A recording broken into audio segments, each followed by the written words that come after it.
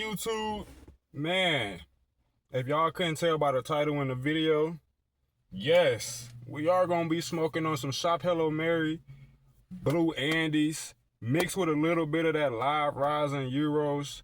But we going to be talking about, man, look, somebody just pulled up. Black's bright as hell. That's why we got the shade blockers on. But check it out.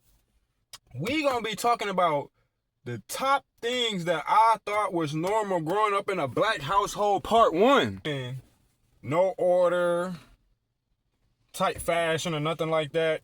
And we gonna be smoking on some good while we discuss a few things that I thought, personally me, that was normal growing up in a black household.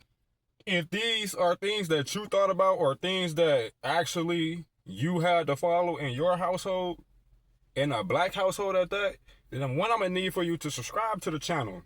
Stop being stingy. You know what I'm saying? Support, you know what I mean? Like this video, you know what I'm saying? Hype it up so we can get out there on the algorithm, you know what I'm saying? And comment your favorite part of this video, you feel me? Or like I said, if any of this pertain to you, you know what I'm saying? Let me know down in the comment section, man. But we're going to go ahead and start it off with the first thing that I thought was normal growing up in a black household that I never heard anywhere else was getting your whole full government name said from your first middle name to your last name, bro. Swear to God, like, it has been so many times and so many instances where my own mom has called me by my full government name, and it could just be for the simplest thing. You know what I'm saying? It could be mad, sad, to go get something, especially when she was mad. When my mom would get mad or something was not done to her liking or standard, because she's a very OCD, organized, clean person. That's the reason why I am the way I am today. But if she didn't like the way you did something, by far, she's calling you by your full government. I'm not finna tell y'all my full government. But if you had your parent, a grandfather, grandmother, you know, grandparents was famous for that too. They didn't play that shit. But the mom, yeah, the black moms, they're famous for that. I think that's just like something that's natural within like a black house. Number 2, like I said, this is in no fashion, no order, no nothing. Keeping bags inside of bags. Like I know, don't get me wrong, garbage bags do exist. But for when we got them small trash cans, or we just need a small, if we ain't got a garbage in our room, best believe that garbage bag, sometimes that's our garbage. Sometimes when we just want to put loose things in somewhere and we don't want to like store it all over the place, we put it in a bag, put that bag up somewhere.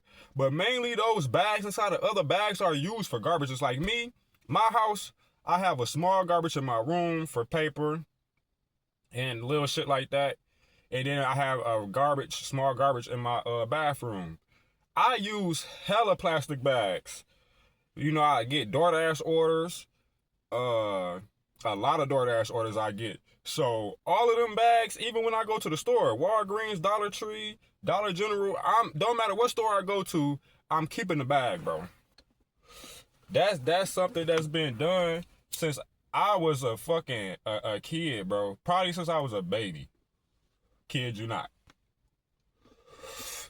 That motherfucker like rising, punching. This shit spoken. Use my code on Shop Hello Mary too, man. You know what I'm saying? Go in and get yourself right, man. Link is in the motherfucking bio. Number 3 on me. A lot of y'all gonna laugh when y'all hear this, man. Eating out of butter containers that did not have butter in it, nigga. I swear to God, the first time I opened up butter, I thought it was some butter. Boy, my mama had like some side dishes in there. Them butter containers, especially them country crock ones. Oh my God. Store her size in there. Then, you know, the plastic containers, you know, you can use those for whatever, but them butter containers, nigga, did not contain butter. Let's just say that. And when the first time I opened up some butter that did not contain butter, oh, I was heated because there wasn't no butter in the crib.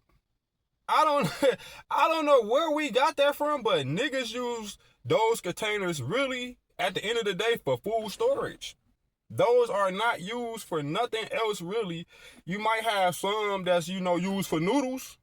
You know what I'm saying? Because niggas don't want to mess up they good dishes. You feel me? But those butter containers, man, don't never contain butter. I've never seen that in another household, bro. I've never seen butter that was not butter in another household. Now, this one gonna pertain to a lot of people because y'all know this is a form of disrespect. But like I said, this is in no way, form, and order anything like that. But number 4 is greeting everybody that's an adult in the household, bro, or wherever you go, any room you go into. Soon as you walk through the front door, really, to be honest, sometimes you ain't even got to walk through the front door because they already in the front yard. You need to speak to every adult that's out there. I learned the hard way, not speaking to, I spoke to my granny, grandpa, but didn't speak to everybody else. Man, when I say I got popped and duped up the back of my head by my mama and my granny looked at me funny, I don't care who you are. Anytime you go over to a family member house, no matter who they're, long cousins, second cousins, family members that pop up here and there, you have to speak. I don't know anybody else or any other culture that has to do that. You know what I'm saying? But mainly for black people, that's a form of disrespect if you don't speak to every adult that's in there, from another grown up on down to the kids. Only people that ain't got to speak is a baby because they can't speak yet. Because my granny held a lot of functions. The front yard, damn near everybody in the front yard, people in the backyard. I literally walked from the front yard to the backyard through the back porch of my granny house, inside the house, and had to speak to every adult. From the time I was able to speak on to my age now, no matter how old we get or how old I get, you know what I'm saying? I have to speak to every adult that's in the room before I do anything else. You know what I'm saying? I got it going to get that up out the way. These people in 3 years, the thing I was taught as a child was to speak, give a hug. You know what I'm saying? That's just the thing to do. You feel me? Number 5 is, it's this one little piece of furniture. And I don't know if this is for everybody, you know what I'm saying? But this is just mainly what I come to realize growing up in a black household, that my grandmother and grandfather had a specific spot and piece of furniture that they sat on that nobody else could sit on. In the blue room at my grandmother's house, she had this specific chair in the corner where she could see everything. That was her seat. You couldn't even sit in there, even if she was not in there. You could best believe if it was seats and space available on that floor, on that carpet, you better have parked that ass on that floor. My granny did not play about niggas sitting in her chair. Motherfuckers don't even, for one, be washing their ass. You feel me? Niggas be walking around this bitch musty. I remember my cousin farted in the motherfucking blue room close to my granny chair. You know my granny ain't sitting in that chair for like 3 days, bro. Damn near a week. All because a nigga farted in the area of her chair. My grandpa had this spot on the couch, on the 3-seater couch. He always sat at the end of the couch, close to where, you could see the people coming in the front door and through the kitchen area. Nobody was really allowed to sit right there. Anytime he walked up in that room, niggas already knew to get up. It was either he was sitting right there or he was sitting in the 1-seater chair, him or my granny. Those were their spots. I don't know where people got that from, having a specific spot to sit in, but I'm just like that to this day. I have a specific spot in my house where I like to sit, and that's the kitchen area. You know what I'm saying? Because I can see everything, you feel me? And I'm like the first order of protection when you walk through that damn door. It's me you're gonna have to go through first before my girl and my kids. Those were just some of the things that I thought that was normal growing up in a black household. Part one. While we was chiefing on the Shop Hello Mary Blue Andes mixed with that Euros live rise, and I will upload some shorts when this video is posted. So after this video get posted and you done watching, go and check out my short section and you will see like 2-3 shorts of what the Blue Andes look like, because I cannot show you what it look like on here. This shit punching.